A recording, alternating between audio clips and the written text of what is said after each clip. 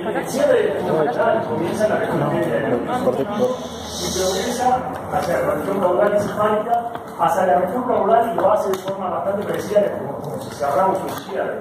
Hay una progresión de la cierre del cierre del tubo en la región caudal. Mientras que hacia la región encefálica se forma de forma más discontinua, hay varios puntos de fusión que hacen que se cierre la porción anterior del tubo.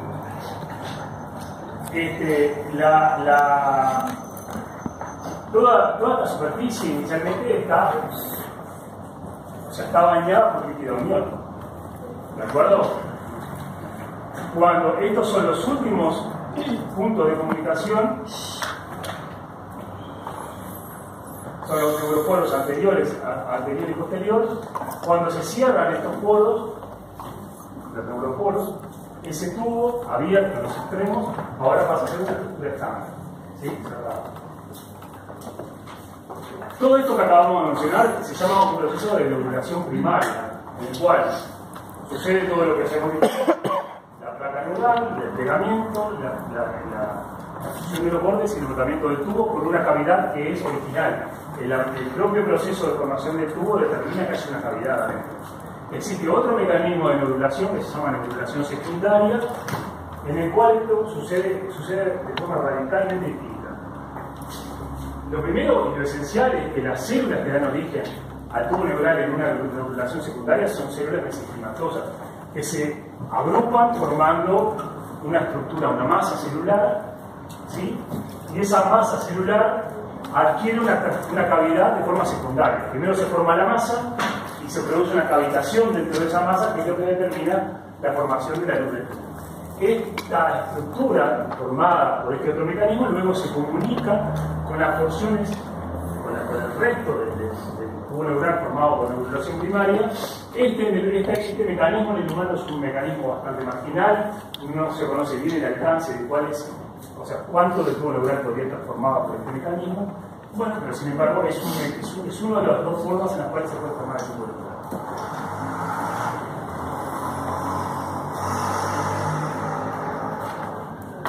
Y por esto lo sobrevuelo porque seguramente en estas cosas ustedes vayan a reparar naturalmente y lo vayan a mirar directamente al libro. El cierre incorrecto o incompleto de los neuroporos puede producir alteraciones más o menos frecuentes en el desarrollo, ¿sí? Una espina rígida que puede ser de diferente gravedad dependiendo de si existe una hernia de la meninge hacia afuera o si hay un cierre incompleto del tubo neural que se expone hacia la superficie. Y por otro lado, el cierre incorrecto del neuroporo anterior puede producir cuadros de encefalia, que si bien son condiciones raras, ponen en evidencia que este mecanismo de cierre del tubo es crucial para la formación correcta del sistema nervioso y para el plan de organización cefálico del cerebro. Entonces, dijimos que se iban produciendo la morfogénesis, la organogénesis, la histogénesis y la secretogénesis todo simultáneo, y que eso sucedía porque el embrión tiene un sistema. Ahora, ¿qué quiere decir que el embrión tiene un sistema neuronal? Está bien, durante la relación se forma una parte más anterior que es distinta a la posterior, pero una vez que terminó esa fase de la relación, ¿cuáles son las claves que le permiten al sistema nervioso saber lo que está delante, saber lo que está detrás, saber lo que es cefálico y saber lo que está detrás? Sí, pasa que está muy clarito. ¿Cómo se establecen esos ejes? ¿Quién los determina?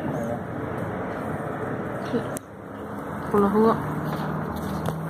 ¿Y cómo es posible que de un tubo, de una estructura tubular sencilla, se comiencen a producir regionalizaciones que van a dar lugar a las diferentes porciones del sistema nervioso central?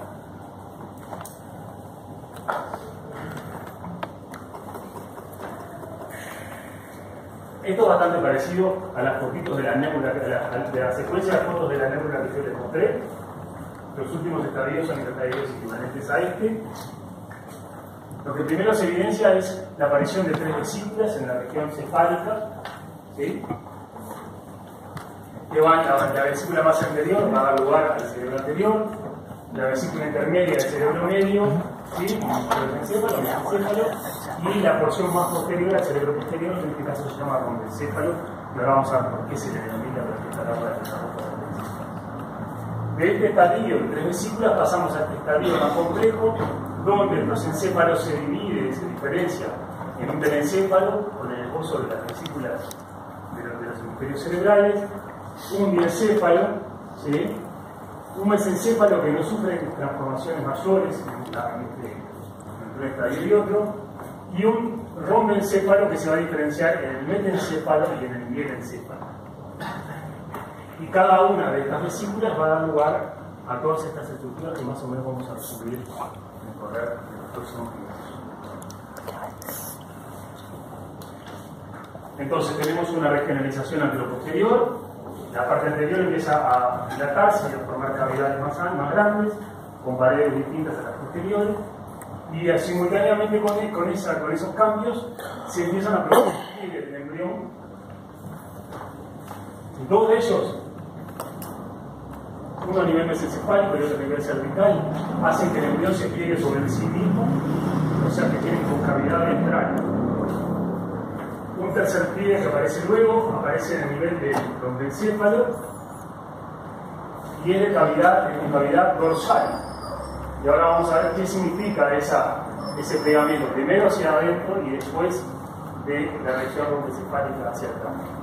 ¿Qué pasa con el rombencéfalo con esa flexión?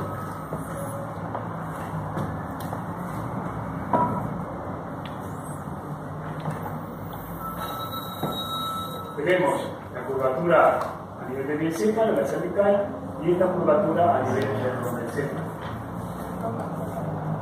Esta cavidad que se ve acá, que se forma con ese pegamiento, es lo que va a dar lugar al futuro cuarto ventrículo, y ahora vamos a ver cómo es que esta estructura, esta región del embrión es tan diferente, porque se observa claramente la continuidad, ¿no? Pero si ven con atención hay como una telita que recubre esta región, que acá tiene forma de cuña, pero si uno la mira de arriba tiene una forma de rombo.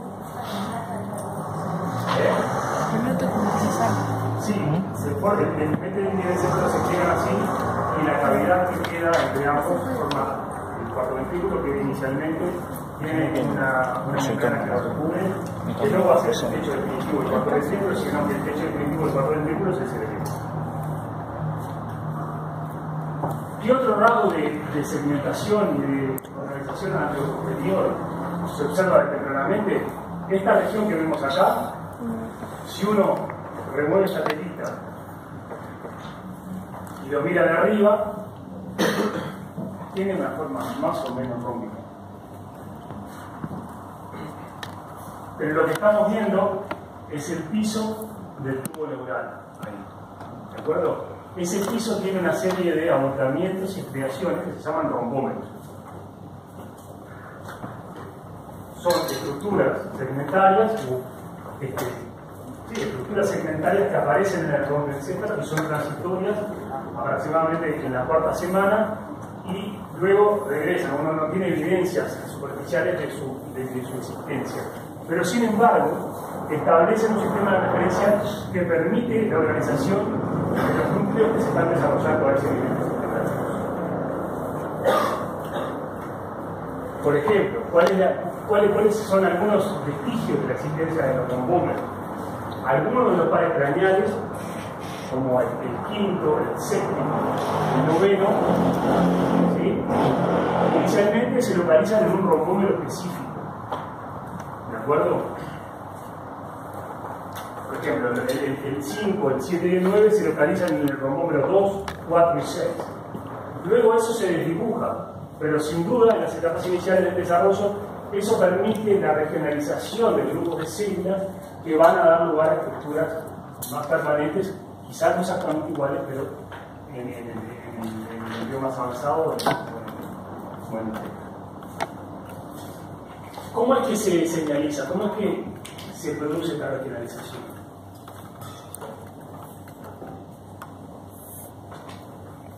Hay un factor importante es que, además de la inducción primaria que se hace la notocorda sobre la placa neural y el tubo neural, hay una serie de estructuras inductoras que hacen otro tipo de inducción secundaria que permite que la región anterior del tubo neural se cefalice.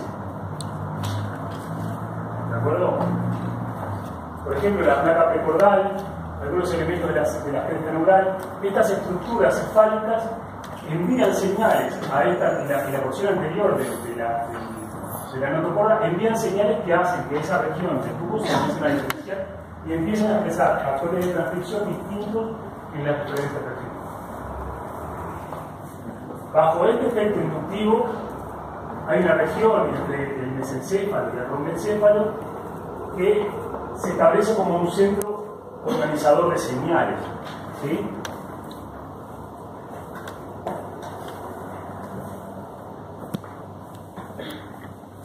El organizador rítmico empieza a producir factores difusibles que se generan en esa región particular y difunden formando un gradiente que desde su zona de producción y cuando se alejan de la zona de ritmo se establece un gradiente con una concentración mayor aquí y una concentración menor hacia la región cefálica y la región caudal.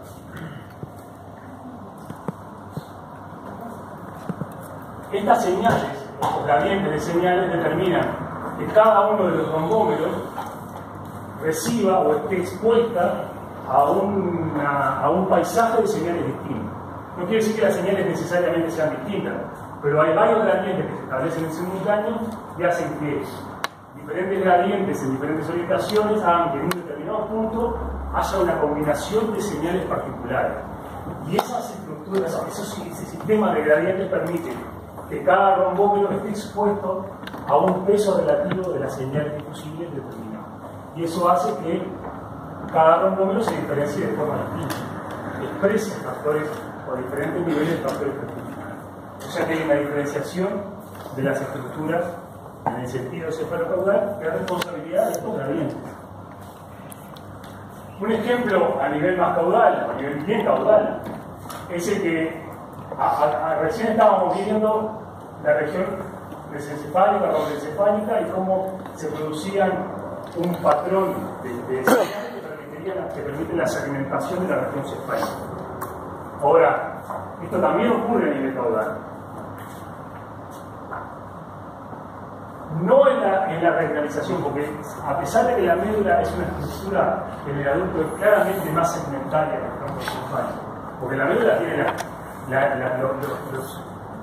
los pares craneales, los ganglios raquídeos y la emergencia, claramente uno tiene una secuencia de repetida y hay segmentos tras segmentos. Sin embargo, uno diría, entonces acá esto está determinado de pique, ¿no?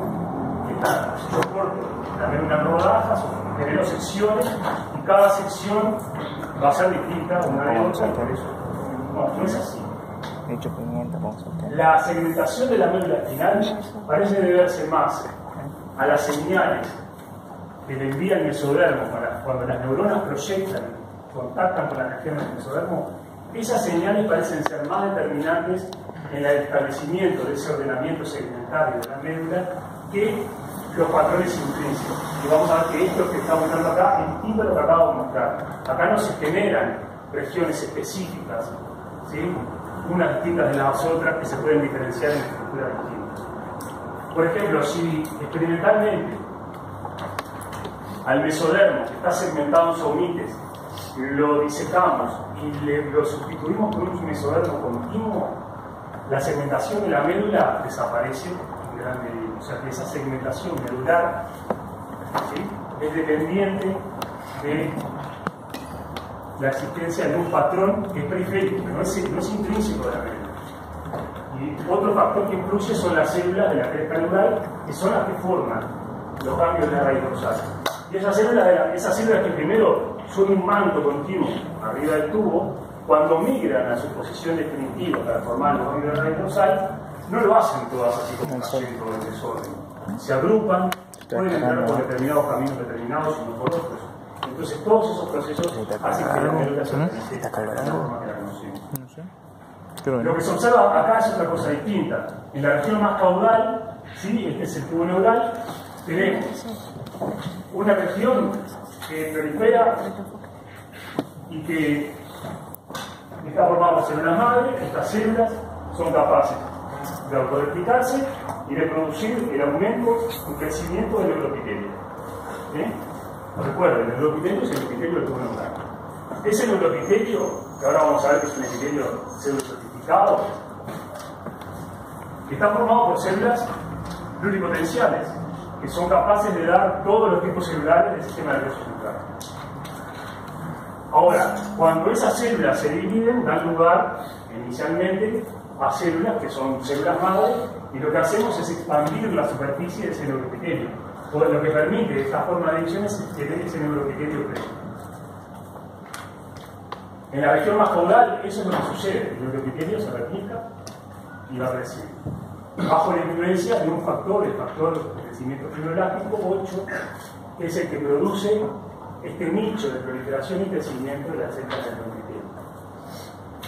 De nuevo, el FGF8 es muy concentrado en esta región y rápidamente su gradiente decae. Este gradiente de FGF8 es opuesto a otro gradiente que está formado por el ácido retinoico, que es más concentrado en la región más anterior y decae rápidamente hacia la región caudal. De nuevo tenemos dos gradientes que se oponen y que generan una transición de señales cuando las células de este frente continúan creciendo caudalmente. Las células que formaban parte de este frente luego pasan a estar rodeadas o flanqueadas por mesodermo, que son las células responsables de producir el ácido retinoico. Entonces rápidamente pasan de un ambiente inductor de la división y de la conservación de la diferenciación celular a un ambiente donde mayoritariamente hay ácido retinoico, y esas células salen de este sitio celular de autorrenovación del neuroepitelio y se comienzan a diferenciar. ¿Sí? Acá crece el neuroepitelio, prolifera. Cuando esto va quedando más caudalmente y se produce la maduración del mesodermo lateral, ¿sí? y aumenta la concentración relativa de ácido retinoico, ese epitelio deja de tener estas características y las células comienzan a diferenciarse al neuroblasto. Eso lo miran después.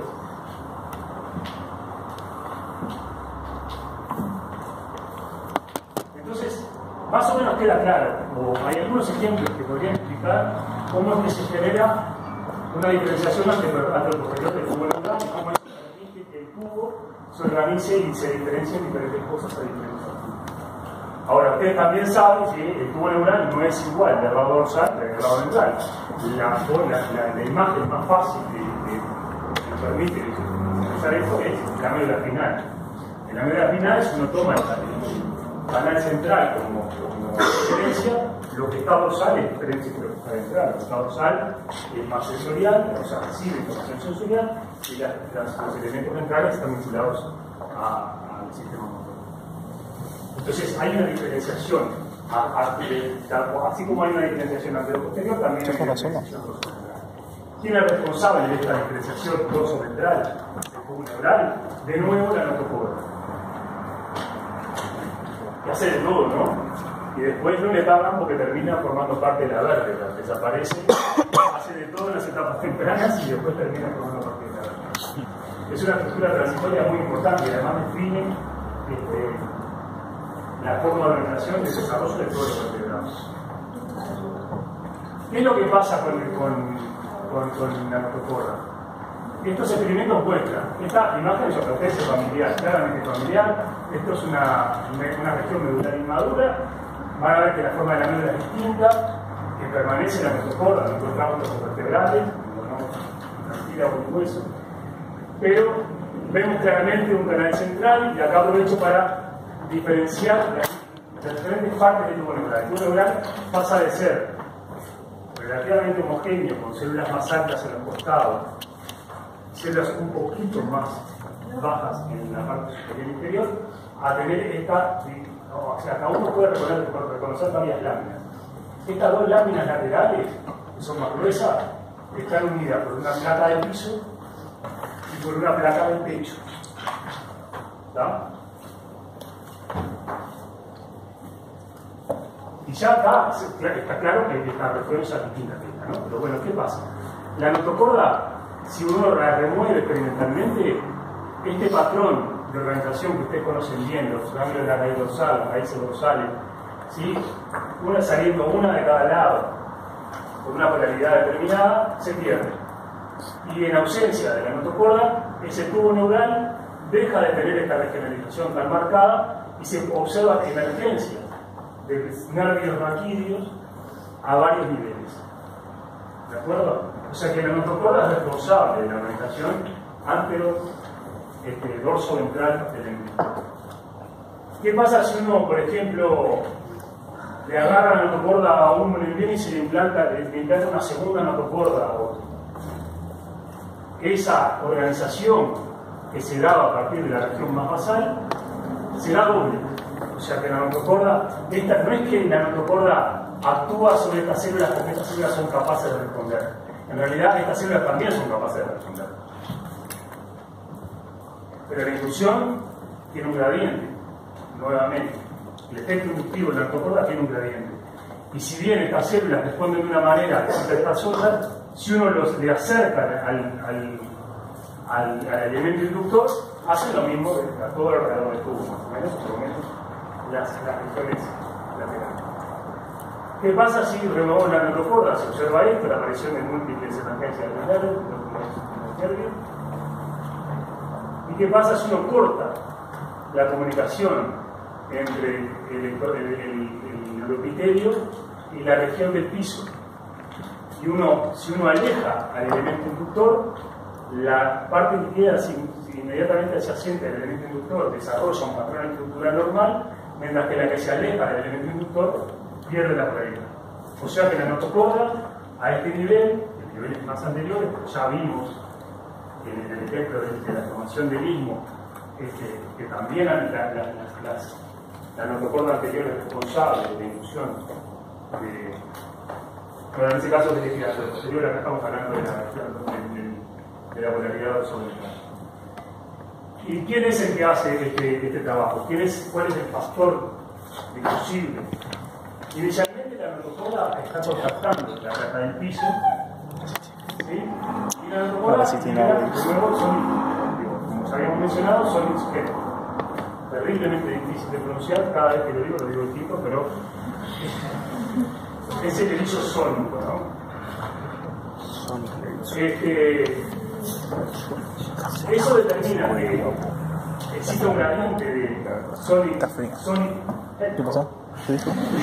desde la región ventral a la dorsal. Esa es la señal ventralizadora.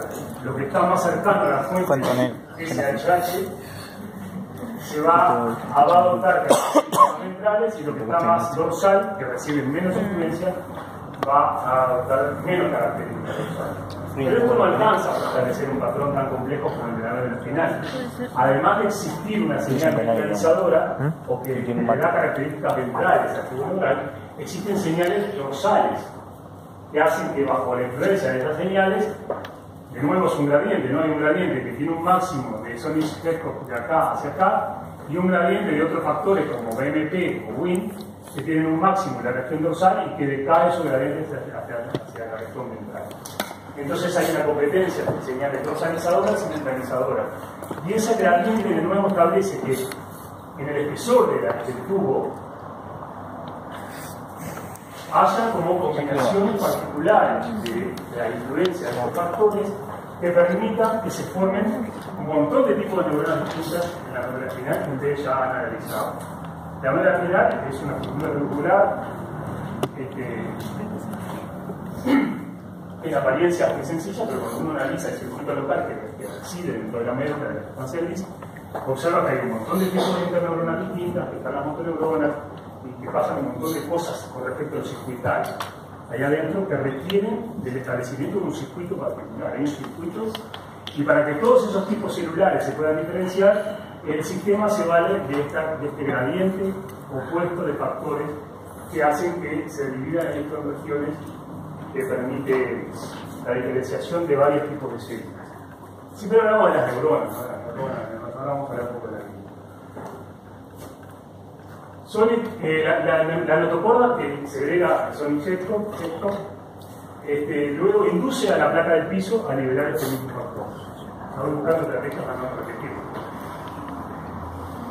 ¿Qué pasa con el efectos sobre la parte central?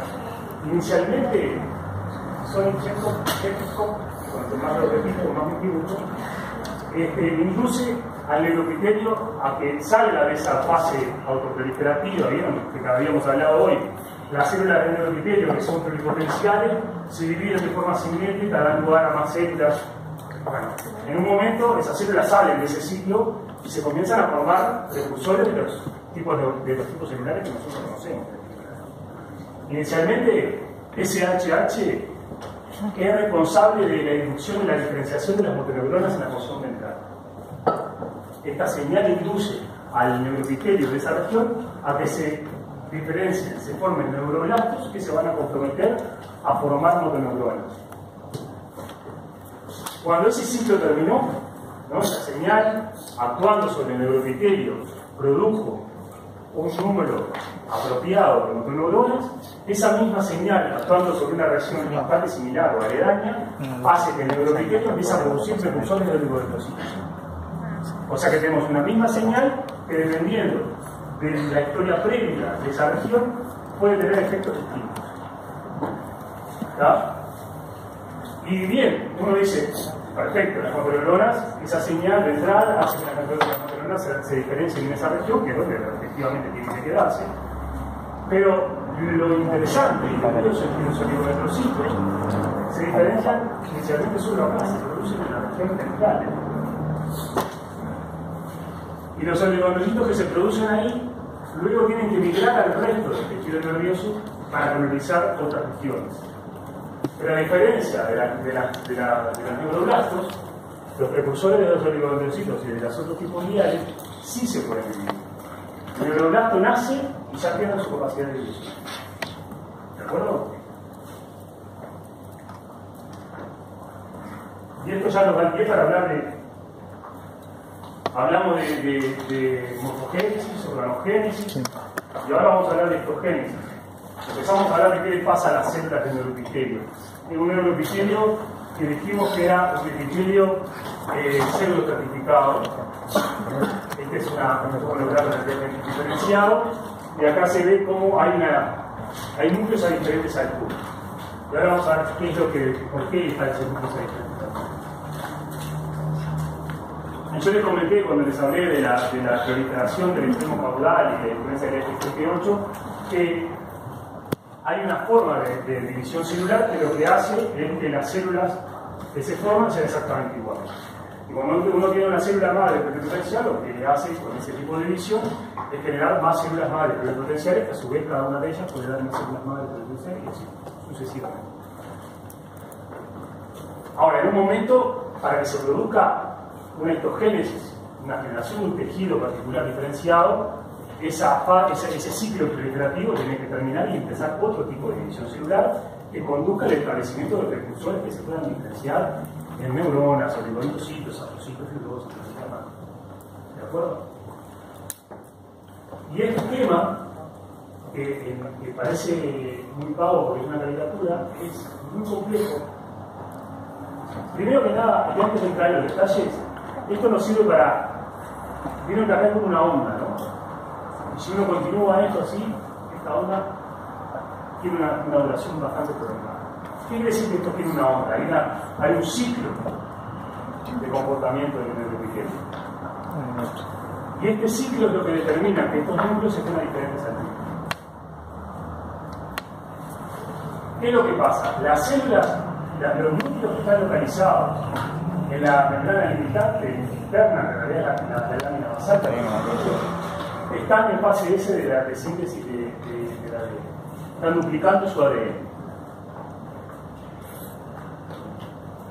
Y acá esto vendría igual, ¿no? Acá habría una acá arriba que duplicó su ADN y luego comienza este proceso migratorio en el cual el núcleo se va dirigiendo cada vez más hacia las regiones más cercanas al canal del tubo neural.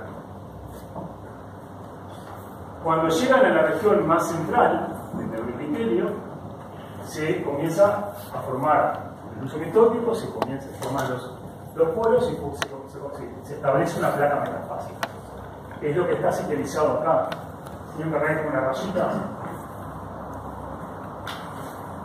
Cuando la placa metafásica esta se orienta de forma perpendicular, ¿tá?, a esta superficie y a esta superficie, lo que sucede es que las dos células que se originan son iguales. Entonces tenemos una división central simétrica. Y esto es lo que le ocurre a las células del neuroepitelio y las células periferenciales. Y esto sucede muchas veces, ¿no? Varios ciclos. Luego pasa que estas células pasan a otro régimen de división. Algunas de ellas. De nuevo, en este régimen también hay una migración del núcleo. Las células superficiales están en fase S y conforme se acercan a la región central del canal, esas células se establecen de nuevo en un uso mitótico y una placa.